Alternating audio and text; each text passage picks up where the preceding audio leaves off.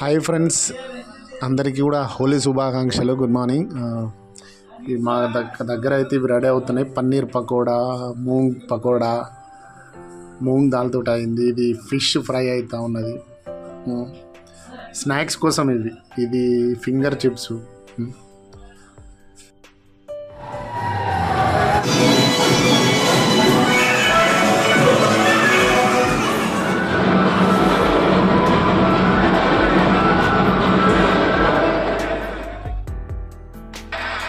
Song winner కదా, అది ఏం సాంగ్? రాను రాను బొంబాయి రాను అనే సాంగ్. ఇది ఎంత ఫేమస్ అయింది మన లాంగ్వేజ్ చూడండి. Holi all of you. Jai Hind. అందరికీ, మన సబ్స్క్రైబర్స్ అందరికి కూడా హోలీ శుభాకాంక్షలు. ఈ హోలీ సెలబ్రేషన్స్ అయితే అయిపోయినాయి మా దగ్గర, ఇంతకుముందే చూసిర్రు కదా.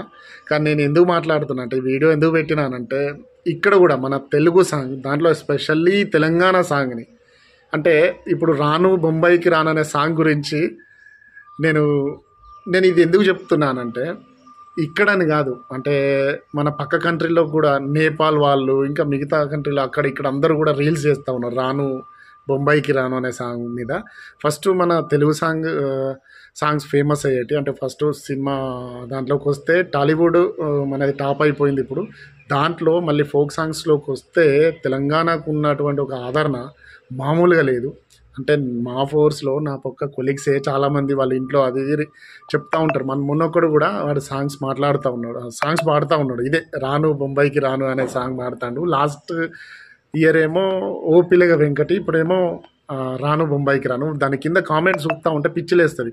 వైబ్స్ అంటే చెప్తాము, నేను కొన్ని కామెంట్స్ చూసిన. వైబ్ అండర్స్టాండింగ్ 0%, వైబ్స్ 200%, ఎంజాయబుల్ 1000% అని చెప్పి పెట్టిరు చాలామంది అట్లనే సాంగ్స్ కింద. నేను ఆ రోజు మొన్న చూసిన అది, అంటే వాడు అట్లా అన్న తర్వాత ఈ సాంగ్స్ ఏందని చెప్పి. ఈరోజు హోలీలో మొత్తం మీరు మధ్యలో ఉంది చూడండి, సాంగ్ ఉంది, అది రాను బొంబాయికి రాను అనే సాంగ్. మొత్తం స్టార్టింగ్ నుంచి ఎండింగ్ దాకా కూడా రాను బొంబాయికి రాను అనే సాంగ్ మాత్రం పెట్టిండు. నేను ఈ క్రెడిట్ ఎవరికి ఇస్తానంటే, సరే ఇది పొలిటికల్ కాదు, ఈ క్రెడిట్ మాత్రం కేసీఆర్ గారిదే.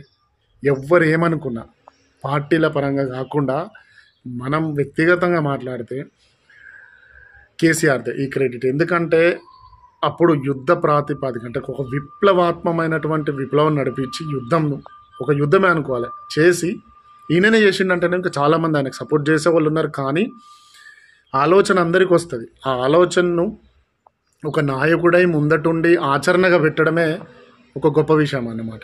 అంటే అతనికి వచ్చిన ఆలోచన, అంతకుముందు కూడా తెలంగాణ గురించిన పోరాటాలు జరిగిన హిస్టరీలో, వాటిని మధ్యలోనే తొక్కిపడేసే ప్రయత్నాలు చేసిరు. కానీ కేసీఆర్ దాన్ని అంటే ఆయన భుజస్కంధాల మీద ఎత్తుకొని ముందుండి నడిపించడం గొప్పతనమే. దాన్ని ఎవ్వరికి నచ్చినా నచ్చకున్నా మనం ఒప్పుకోవాల్సిన విషయం ఏంటంటే, అంతకుముందు అంటే తెలంగాణ భాషకు ఉన్నటువంటి ఆదరణ, దాన్ని ఎక్స్పీరియన్స్ చేసినాం.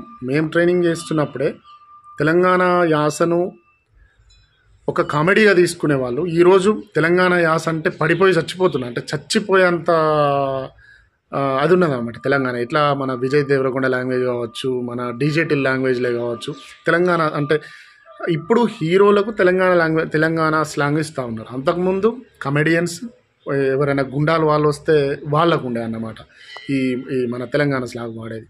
కానీ ఇప్పుడు సాంగ్స్ ఆదరణ దొరుకుతున్న కొద్ది కళాకారులు బయటకు వస్తూ ఉంటారు. వాళ్ళకు ప్రోత్సాహం లేదు. అంతకుముందు మన తెలంగాణ సాంగ్స్కి అంతకుముందు కూడా లేదు. అంటే గద్దర్ గారు విప్లవ సాంగ్స్ పాడుతుండే, కానీ మిగతా ఈ ఎట్లయితే ఫోక్ సాంగ్స్ ఉన్నాయో, ఇట్లా రాను బొంబాయికి రానని, ఓ పిల్లగ వెంకటని, ఇట్లాంటి సాంగ్స్కి ఇట్లాంటి ఆదరణ దొరుకుతుంది అని చెప్పి మనం కల్లో కూడా ఊహించలేదు. ఎందుకంటే దీనికి అంతటికీ కారణం తెలంగాణ రావడమే. తెలంగాణ రాకపోయి ఉంటే మన భాషను ఎక్కడన్నా దుక్కి పడేసేవాళ్ళు.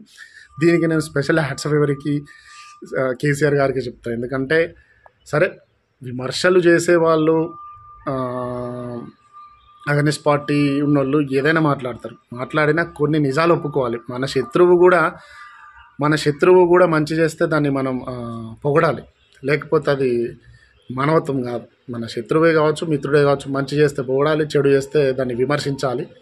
అట్లయితేనే బాగుంటుంది. కానీ మనోడు మంచి చేసిన మంచే, చెడు చేసిన మంచి అంటే తప్పు అవుతుంది అన్నమాట. కానీ ఈ క్రెడిట్ మాత్రం కేసీఆర్ గారికి. ఎందుకంటే తెలంగాణ చాలామంది ప్రాణ బలిదానం చేసిర్రు. కానీ ఈ విప్లవాన్ని ముందుండి నడిపించి మనకు తెలంగాణ సాధించి పెట్టింది మాత్రం కేసీఆరే. నేను తెలంగాణ పార్టీని అంటే బీఆర్ఎస్ని సపోర్ట్ చేస్తలేను, కానీ నేను తెలంగాణ రావడానికి మెయిన్ కారణం ఏందనే చెప్తాను. ముందుండి అందరినీ గ్యాదర్ చేసి నడిపించిండు. అందుకే ఈరోజు తెలంగాణ భాషకి ఇంత ఆదరణ దొరికింది. దీన్ని నేను ఎవరైనా నచ్చినా నచ్చకుండా మీరు ఎవరైనా ఒప్పుకోవాల్సిందే. అంటే కొంచెం మన భాష అన్నమాట, హ్యాపీగా ఉంటుంది. మనం ఇంట్లో అంటే మన దగ్గర మన చుట్టూ వాడుక భాష ఇక్కడ దానికి వచ్చింది. అంతకుముందు మనం దాండియాలు ఆడుతూ ఉంటే గుజరాత్ సాంగ్స్ పెట్టుకుని ఆడేది. దాండియా సాంగ్స్ పెట్టుకొని మన వాళ్ళు దాండియా ఆడే. ఫస్ట్ తెలంగాణ వచ్చిన కొత్తలో బతుకమ్మ పండుగకు వచ్చిన ఆదరణ అంటే వీళ్ళు ఫండ్స్ స్పెషల్గా రిలీజ్ చేసి ఈ రకంగా కండక్ట్ చేయాలి ఊరికి బతుకమ్మ అని చెప్పి ఫేమ్ పెంచారు అన్నమాట. అప్పుడు ఫస్ట్లో గుజరాతీ సాంగ్స్ దాండియా సాంగ్స్ వేసుకొని మన వాళ్ళు ఆడేది. కానీ ఇప్పుడు తెలంగాణ సాంగ్ ఎక్కడ పోయినా వినబడుతున్నది. ఇది మాత్రం గొప్పతనమే.